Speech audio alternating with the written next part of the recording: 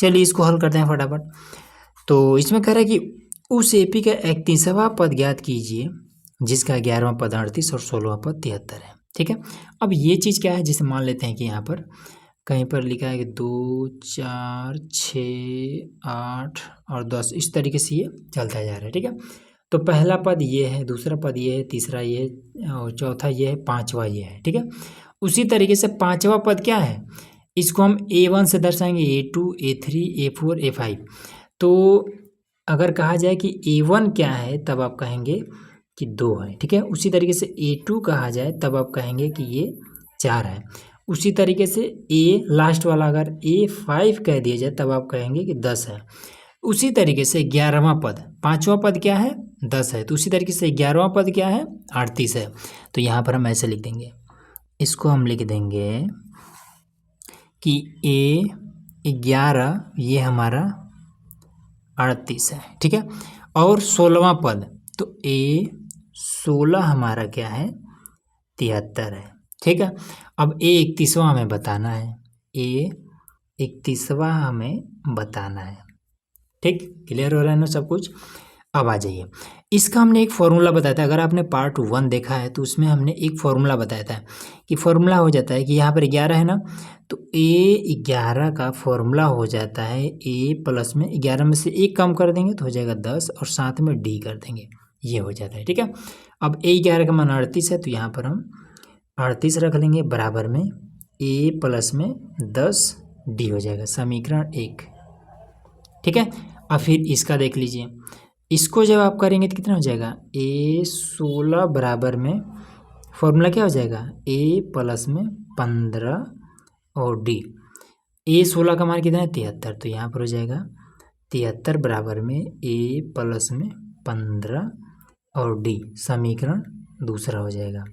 ठीक है, अब दोनों समीकरण को घटा देते हैं, तो घटाएंगे कैसे, तो पहले ये 73 बराबर में A प्लस में आपका हो जाएगा 15 और D, फिर इसको नीचे रख लेते हैं तो ये आपका हो जाएगा 38 बराबर में A प्लस में 10 D। अब ये माइनस, यहाँ भी माइनस, प्लस है तो माइनस। अब इन दोनों घटाएंगे तो 13 में से 8 जाएगा तो कितना बचेगा, 8 5 13, 5 बचेगा। ठीक है, 6 में से 3 जाएगा तो यहाँ पर 3 हो जाएगा। फिर यहाँ पर 15 में से 10 जाएगा तो बचेगा 5 और ये D। ठीक है, 5 को इधर भेज देंगे तो ये हो जाएगा 35/5 बराबर में हो जाएगा D। 5 7 35 तो 7 बराबर में हो जाएगा D। ये आपका D का वैल्यू निकल गया। ठीक है ना, अब इसमें क्या कर देंगे, A का वैल्यू भी निकाल लेंगे। तो देखिए यहाँ पर 73 की जगह पे D का मान है ना, तो D का मान रख देते हैं, तो ये हो जाएगा 73 बराबर में A प्लस में 15 गुणे 7। ठीक है, तो ये कितना हो जाएगा, आपका हो जाएगा 73 बराबर में A प्लस में 15 7 105, 105। अब इसको इधर बुला लेंगे तो ये हो जाएगा 73 माइनस का 105 बराबर में A। ठीक है, अब इसको घटा देंगे, तो जब घटाएंगे तो कितना हो जाएगा आपका, तो 5 में से 3 जाएगा, बचेगा आपका 2, फिर 10 में से 7 जाएगा, बचेगा आपका 3, और ये बड़ा है ना तो इसी का चिन्ह माइनस ले लेंगे, बराबर में A। ये चीज़ हमारा निकल गया। ठीक है, अब मेन चीज़ है कि हमें बताना है 31वां पद। तो देखिए कैसे बताएंगे इसको, A31 बराबर में हो जाएगा A प्लस में 31 है ना तो 1 कम कर दो, हो जाएगा 30 और D, ये हो जाएगा। तो A का वैल्यू कितना है, माइनस का 32, माइनस का ये हो जाएगा 32 प्लस में 30 गुणे और D का मान 7, तो यहाँ पर हो जाएगा 7, तो ये हो जाएगा माइनस का ये 32 प्लस में 7 का 21 210।